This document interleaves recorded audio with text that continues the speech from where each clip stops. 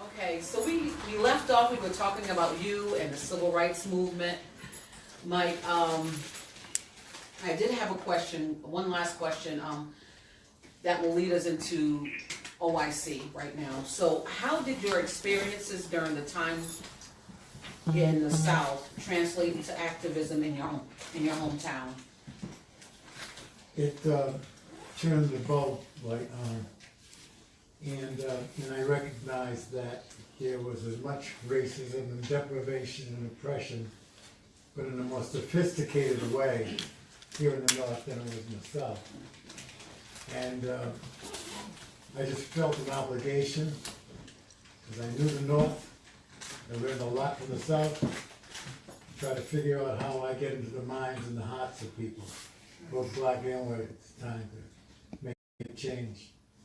So it was that experience, that Southern experience, translated into the mission that I have now, that I've always had, to really hopefully inspire, and one of the things that, Terry, that you mentioned, I love that, the poem by Maya.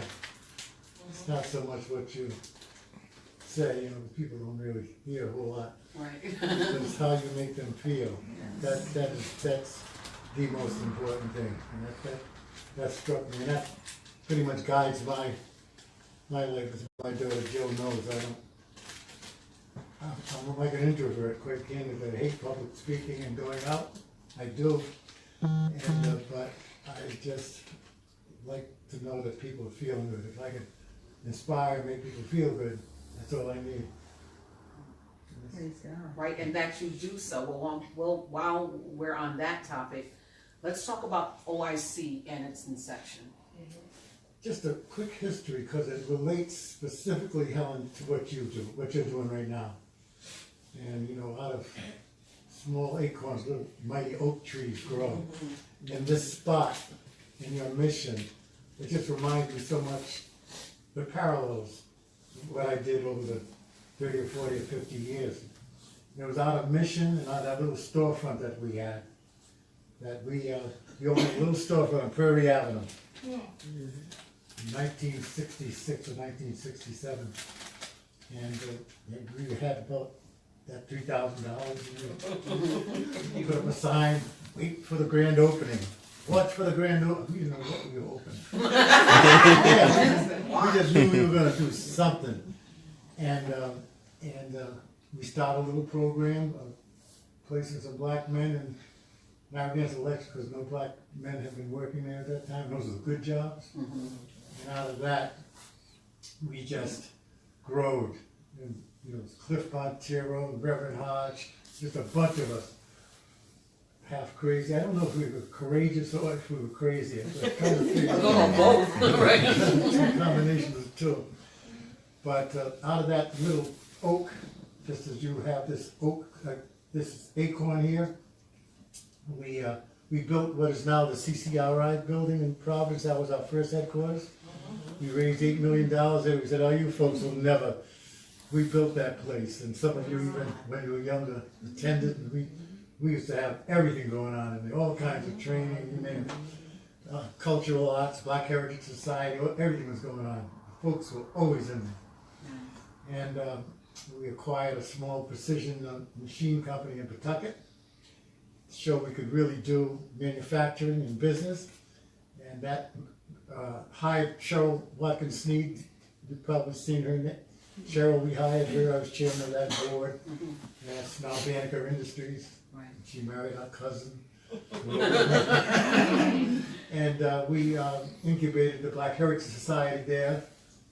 And we got a hold of a Ford Foundation grant, and we formed the Army Development Corporation. Joe Caffey, Right. First director was Mary Harrison, Sylvia Harrison, who was the first director, built the first 6 home ownership houses on Friendship Street. Wow. And now they're doing a lot of housing here in Connecticut. And we did a lot of things in the court, a lot of youth diversionary work. Chico Santos, Yeah. John Washington, Albert Speaks. I mean, we can go on and on with some of the names and relatives of people that did work with us over the years, still in touch. And then in 1986, it went out of business. I had left in 85. I'm sorry, I left in 85. In 1992, it went out of business, unfortunately. Right. And I helped to orchestrate the community college taking over the buildings so they could still serve our people and stuff. I was working with the tribe in Connecticut. You all heard of Foxwoods. Yes. How many of you been to Foxwoods? Well, I was asked to come in and be a consultant to the tribe. They heard about this window of opportunity to build a casino. So I was right there on the ground floor, had a shovel. I was on the board of directors, and so I was a big shot gambler. We did a lot of strategic planning with the tribe, and from just our own backgrounds, Helen's and ours, and many of you are here. We do have connections, some slices of Native American blood from the Narragansetts and all that kind of stuff. And therein lies the Fairweathers and the Nokas and all that kind of stuff. That's how we're related. And then finished up 18 years there, and OIC was dead.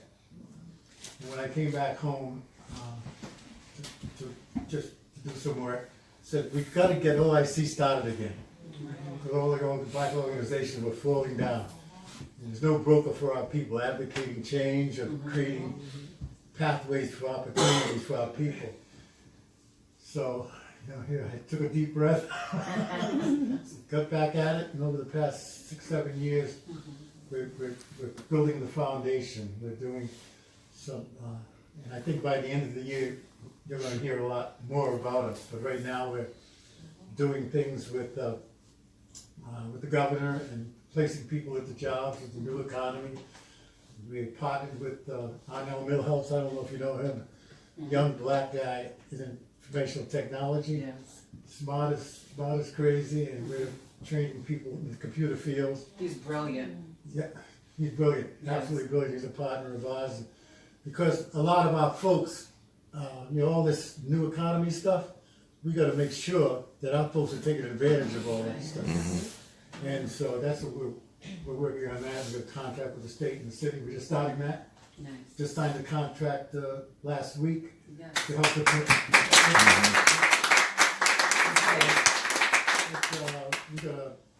we just signed another contract a couple of weeks ago with the city to promote and advance minority business, the construction of businesses. Nice. On a lot of the houses and all that stuff. So that's going to be a little acorn. And you see in the paper where they've got like billions of dollars that's going to go into school construction. Right. Over these next 10 years, So who's getting those jobs? there's going to be a lot of construction opportunities. So we prepare now a real class of black contractors Right. for this opportunity. But now you start the preparation. Right.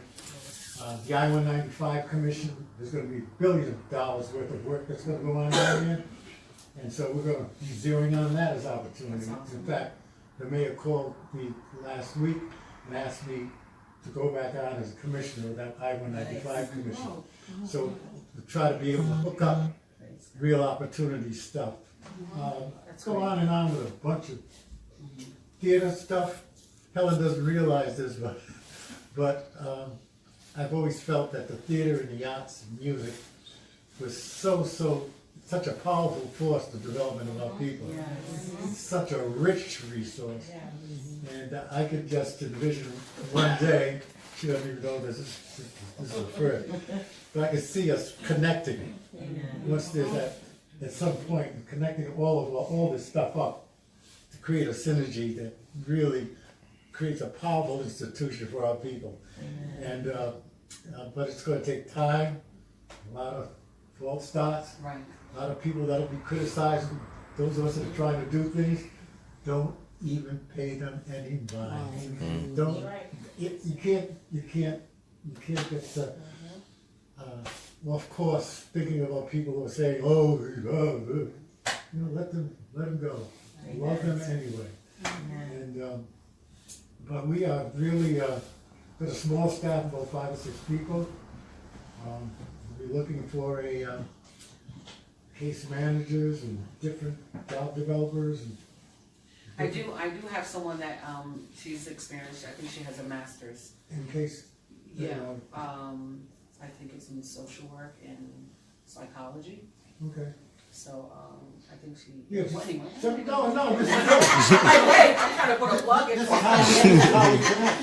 You're right, you guys. This is how we connect through this kind of communication. I'm telling you, this is important stuff. Right. And I just passed out, and I should get more of that literature, but we're gonna have a celebration on the 28th. 28th of this month at the Army Hotel. We're honoring Cliff Montero. Cliff and I have been together for 50-something years doing this stuff. He's been consistent. Yes. And we're gonna honor him, and we're bringing in a brilliant guy named, It's the last page. what's his name?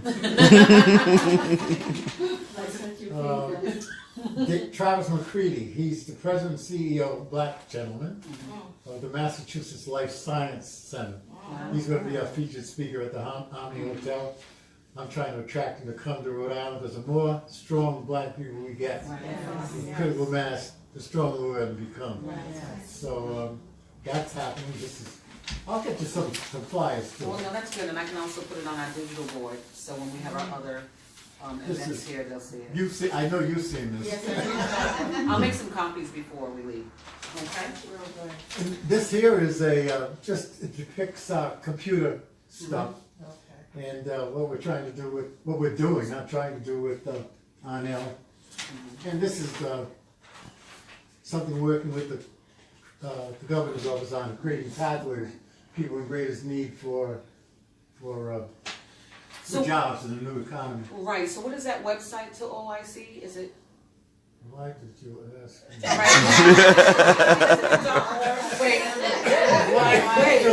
it's OIC It's dot Rhode Island.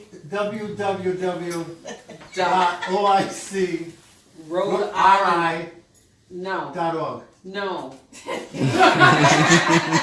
No, it says right here, OIC, Rhode Island spelled out, .org. Try them both. Okay. Try them both. Right. Try them both. Yeah, She's and very if it good. doesn't look like that, then that's not the right one. Try them I'll both. make copies for everyone too as we leave. The other thing I'm working on right now, what we're working on right now, is the, you all heard of TANF? It's the Welfare to Work Program. Yeah. It's terrible here in the state of Rhode Island. It's awful.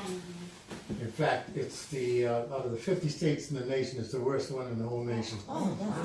So, the governor has, I met with her a few years ago, showed her some data, had a subject matter expert on it, showed her that it's last in the nation.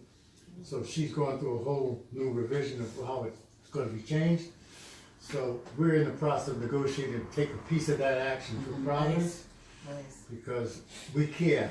And we know that if we get in that institutional thing, we're gonna care about the parent and the family. Exactly. We're trying to figure out how we build, support around the whole family situation, because our folks need support, loving support, Exactly. but that really cares about people. There's so much talent out there. So much talent out there. It's wasted, and you see it in the ACI and all those other places. No, I agree. And you know what, Mike, I'm gonna go to Pam. Go ahead. Right, I'm gonna go to Pam.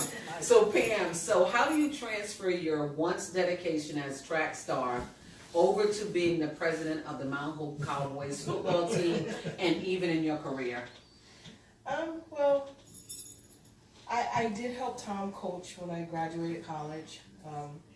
Work-wise, the hours didn't work out. And one day I was approached and asked to coach the varsity cheerleading team. That was in 1995. So I started to do that when my mom got sick. So I had to stop. And I didn't go back until 99.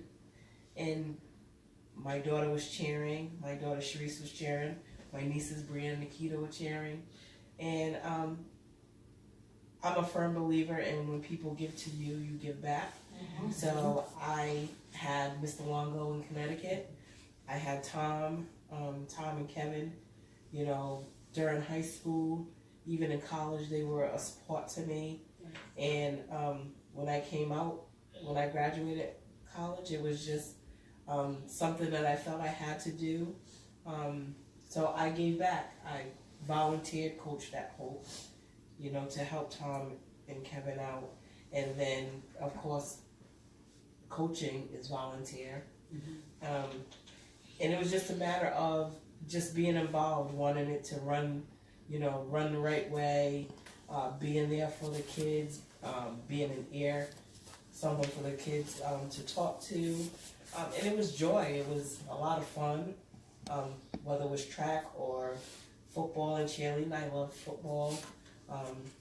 Like I said, it wasn't our kind of cheerleading that we did at Hope, but it was something that, you know, I had to get used to. And it was just a matter of roles transitioning. You know, I never could walk away.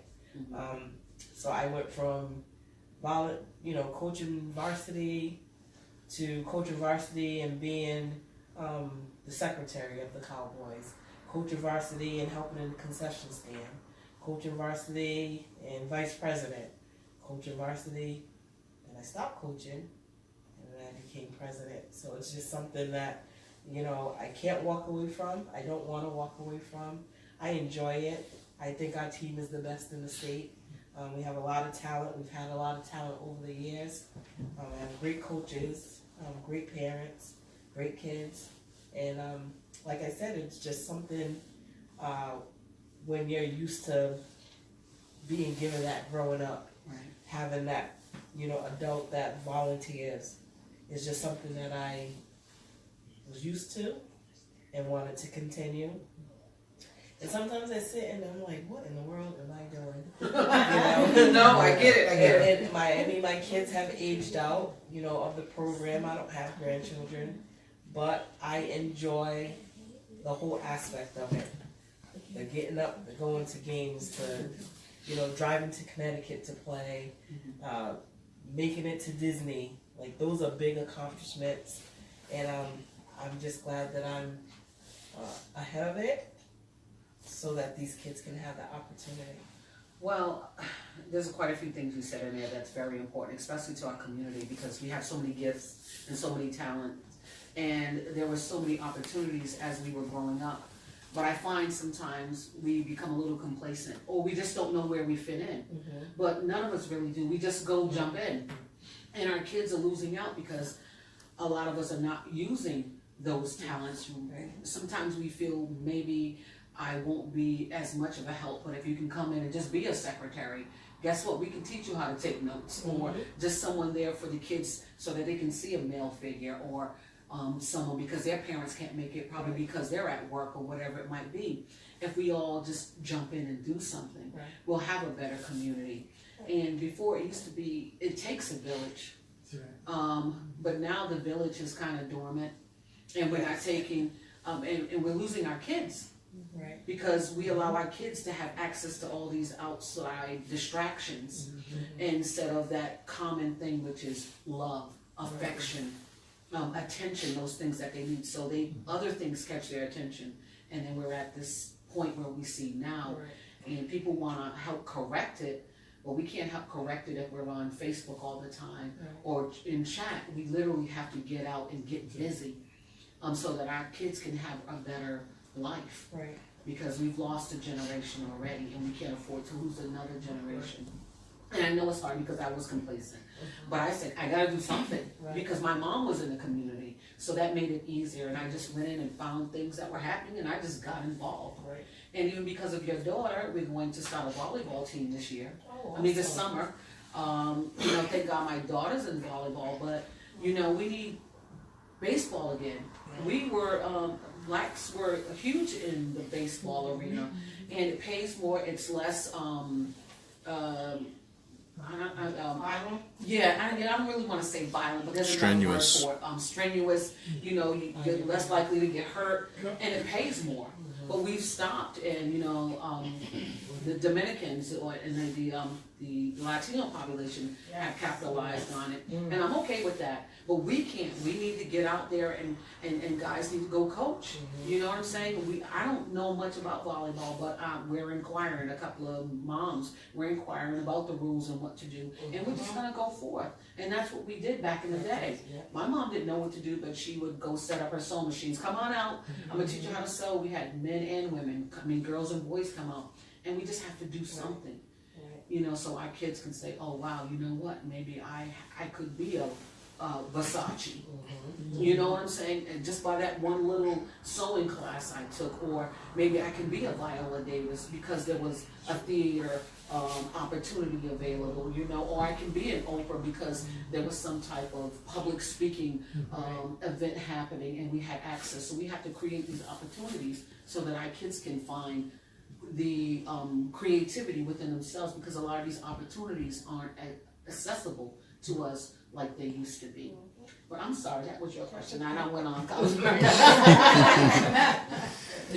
So, Angela, what are some of the things you've learned on your journey to now? Oh, wow. Okay, so some of the things that I've learned, which is kind of sad, but it's that some of the people you expect to cheer you on or to give you encouragement will not do that. And I've also learned how to deal with that, because at first when I was going out to events and I was trying my best to be everywhere and just spread the word, I didn't expect to get backlash from my own community. And so it hurt me, and it almost made me want to stop and just be like, you know what, obviously they're not feeling this, maybe I should try something different. But something I learned is that you just gotta keep going. I mean, because if they don't like it, there's somebody out there that does. And even if they don't like it, there's young women out there that need to see this. There's even young men out there that need to see this, because we don't see this at all.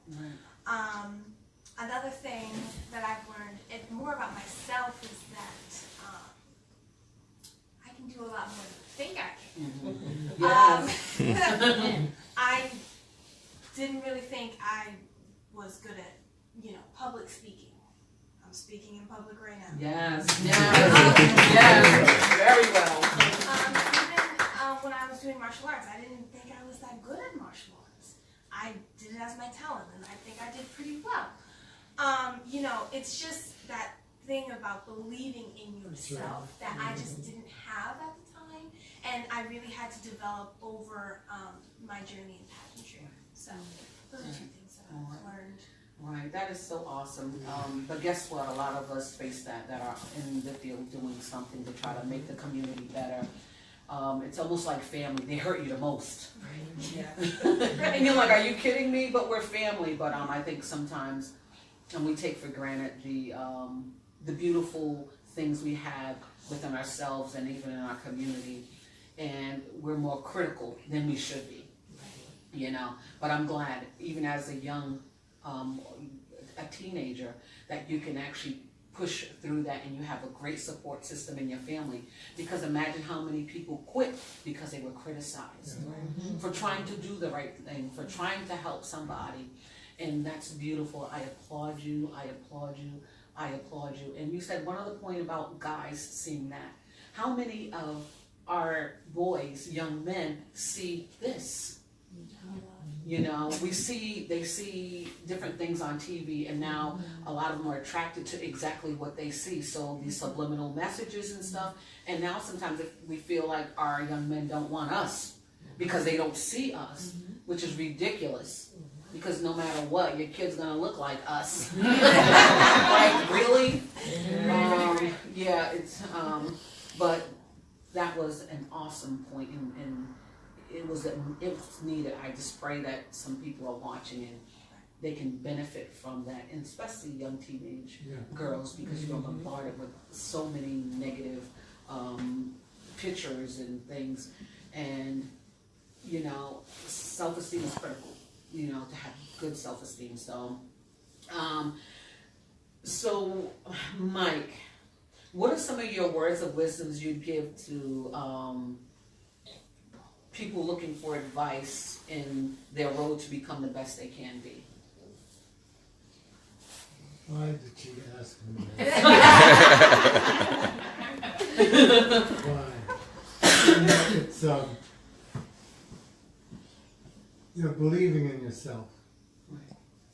And it's like conveying that you can do things. You can do more than what you think you can do. But you gotta get out and do it. Yes. You gotta have the courage, you gotta have the commitment Right. to something that you can believe in.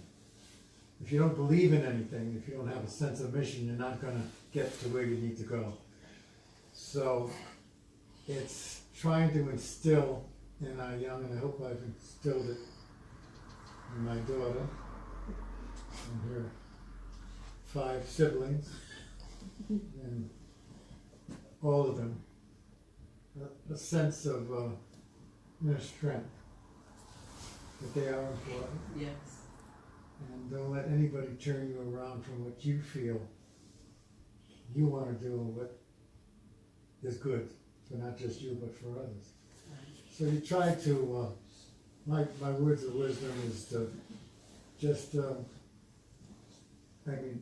your comments as a teenager really reflect an inner strength.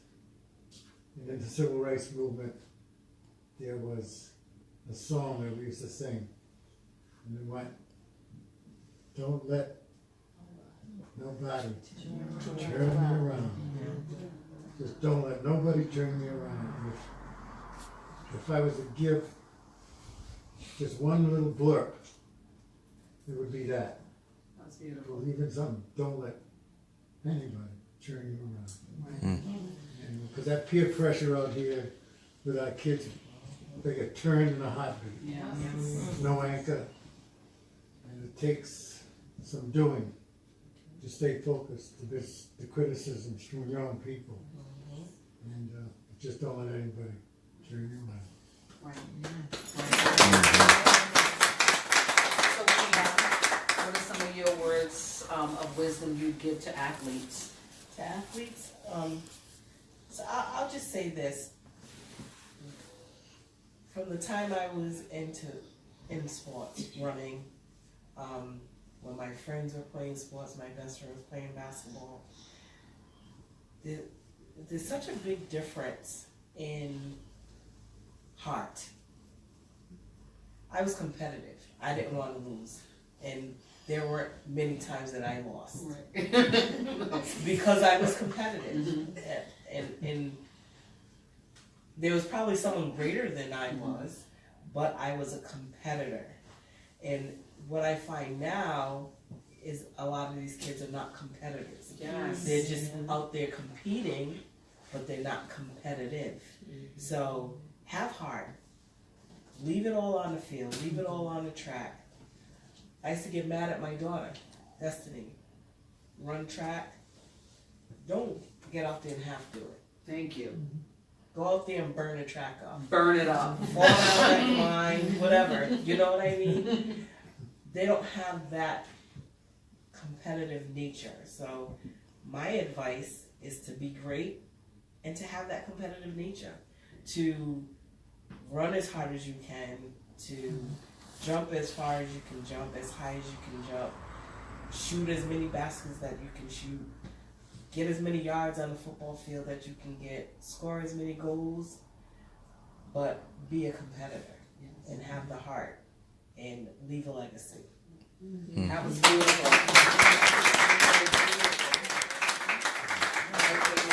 And for you, Angela, what are some words of wisdom you'd give to young Black teens in pageants? So, something I'd say to them is probably to tap into the things you love.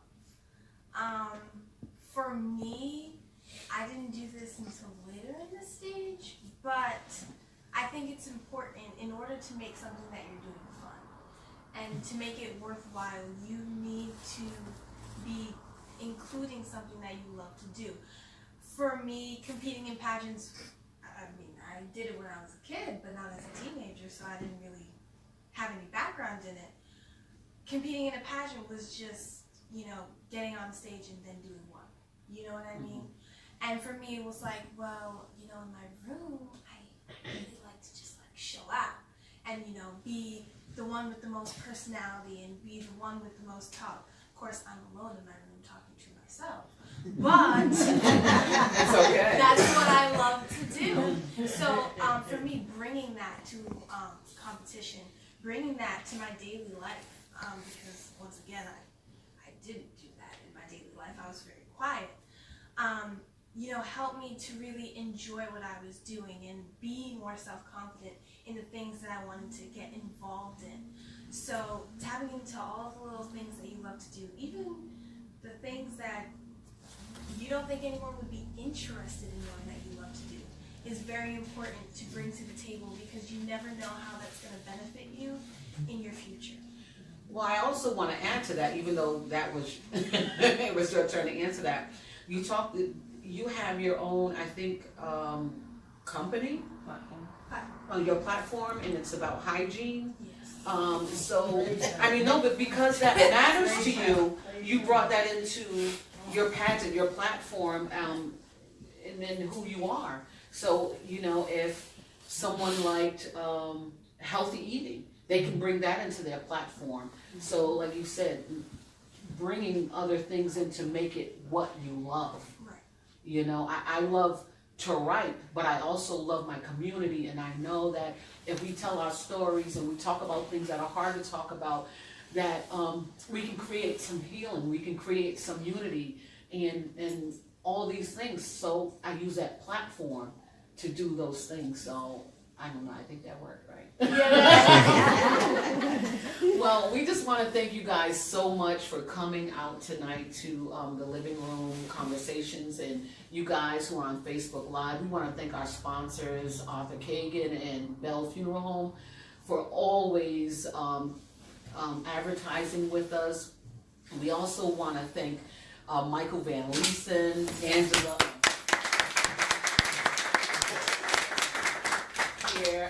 Angela Pierre-Louise, and Pamela Hughes for sharing their story. And if you're interested in who they are or just talking to them, just reach out to me, and or if you don't know them, and I can get you their contact information. I just want to say one thing that I normally say on my live videos. I love you, but God loves you more. Yes. Go be great. Amen.